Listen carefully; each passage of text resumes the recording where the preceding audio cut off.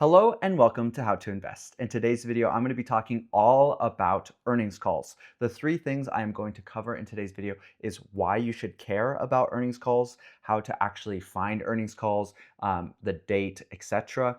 And then lastly, earnings calls that are coming up that I am personally excited for, that I'm going to be watching, and what I'm going to be looking for in those earnings calls. We are not registered investment advisors. You are solely responsible for your own investments. We implore everyone to underwrite their own investments. If you don't have time to, we recommend not watching our channel. We may hold positions in securities we discuss. Our opinions are subject to change, and this video reflects our opinions only at the time of recording. This video is not financial advice and is for educational and entertainment purposes only. So why should you even care about taking an hour of your day and actually listening to an earnings call? And I have one word for you, and that is fundamentals. There is so much signal on the actual fundamentals of the business that drive business value over time in those earnings calls. You hear directly from management themselves, the people that are in the business every single day running the operation. It is so important to go and listen to what they are saying about the business. Now, you can go and listen on MSNBC Business and Bloomberg Television,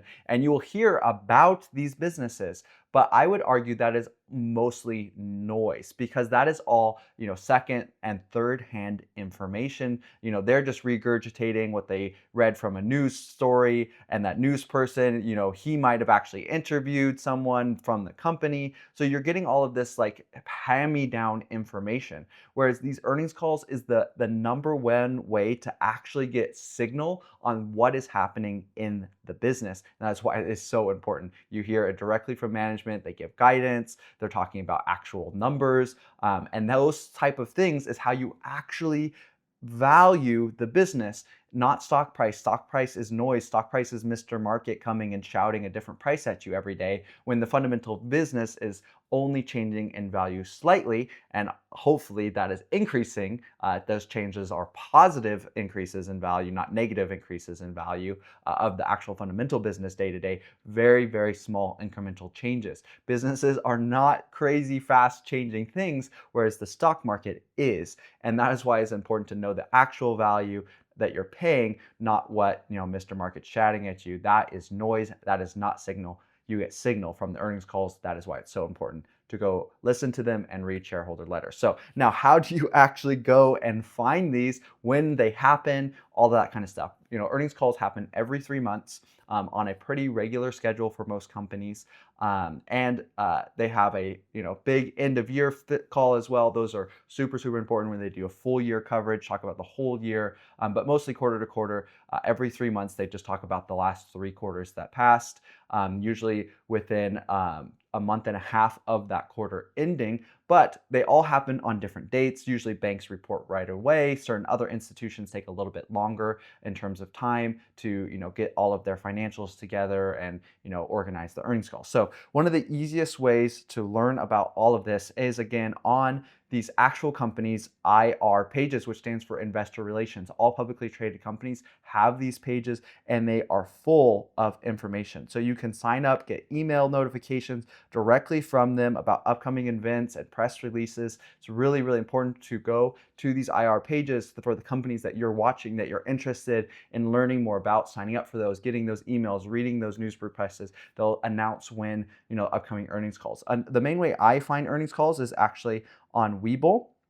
Webull has something in the things, which is the next earnings part, under their key statistics. So they usually give a date for when the next earnings is going to be. So say, for example, Lemonade, it was today, April 29th. So that is another way. These apps, and I have my notification. So my Webull app on my phone gives me a notification, the day before, the day of, that a company is going to be reporting their earnings. So there's a couple of different ways you can keep updated and keep up to date when these earnings calls are going to happen, these press releases are going to happen. The best ways, obviously, from the company themselves. Go sign up to their email list so you get notified by email when that happens, but you can also track it through Webull.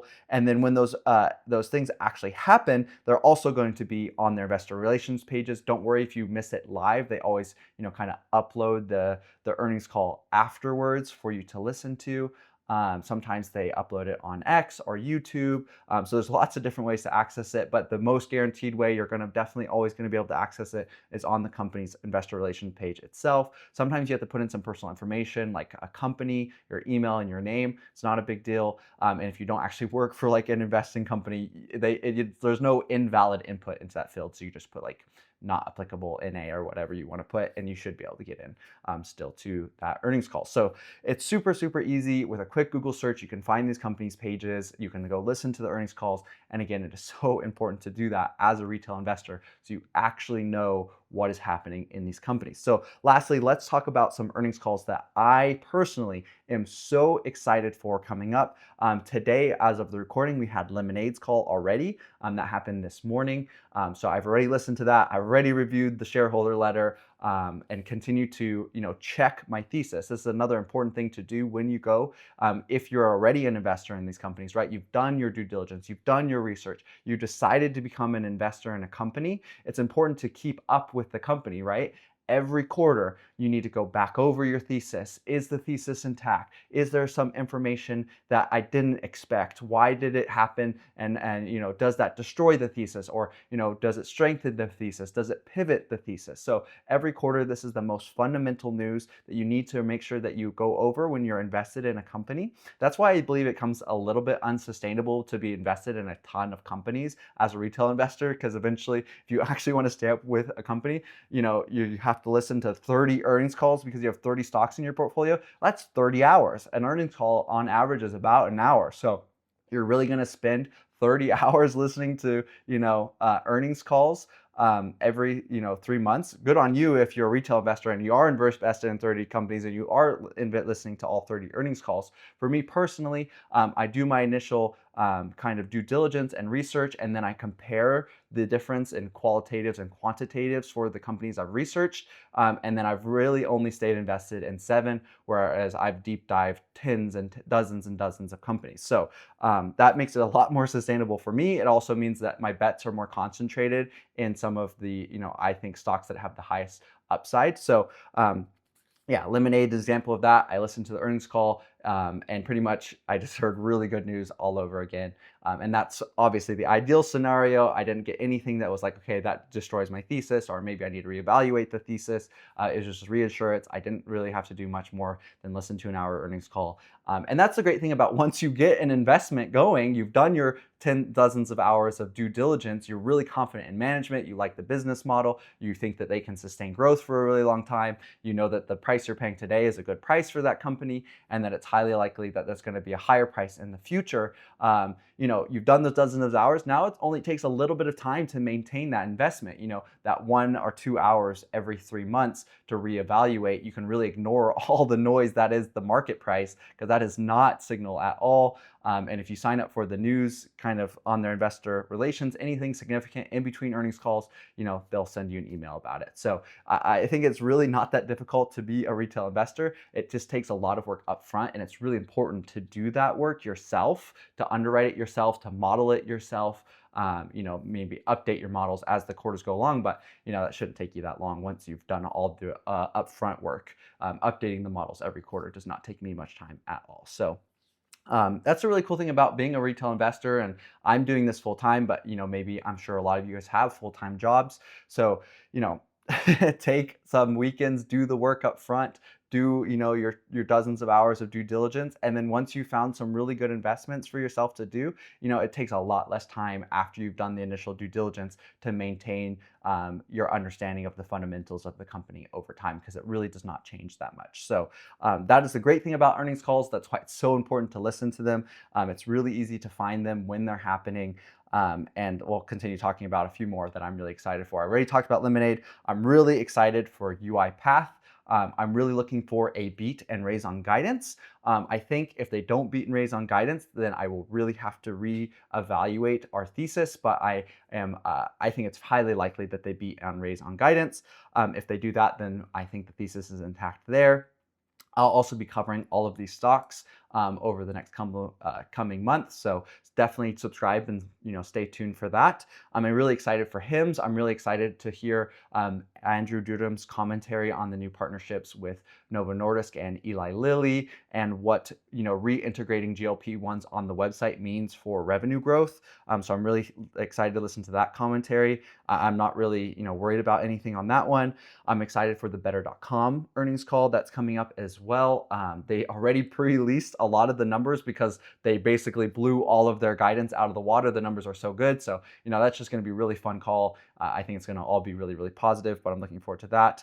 Duolingo, I'm interested to see how much revenue actually starts slowing down, because management has guided that they're going to be pivoting from focusing on revenue growth to focusing on user growth. So I think that is the better long-term play, but I'll be continuing to listen to the commentary there from management on how that shift in focus from revenue to user growth is going. Pretty much Duolingo has an incredible track record of whatever metric they focus on, they improve it. So I'm excited to see the improvement in user growth there from the Duolingo team. Klarna, the main concern there is this kind of these cohorts they do. They realize all the losses up front. But as those cohorts mature over time, then you start to see the profitability. So we're hopefully going to see some improvement on those metrics from Klarna. And then lastly, Shift4, I'm excited for that earnings call as well. The main thing I'm going to be looking for there is their leverage, like how much debt they have. They just completed a massive acquisition.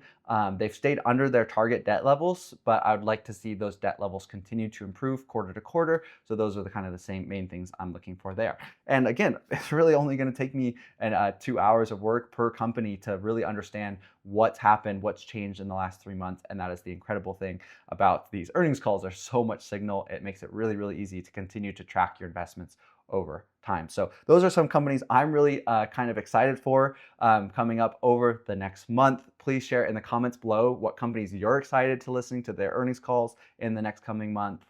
Maybe some companies' earnings have already been reported, which ones you thought were really interesting, and so on and so forth. So thank you so much for watching. I hope you learned a lot on not like how to invest, not like, again, we're not here to tell you invest in this and this and this. So I really hope you learned more about investing itself, stock picking itself. And I hope you enjoyed. This is not investment advice, so I hope you enjoyed. I hope you were entertained.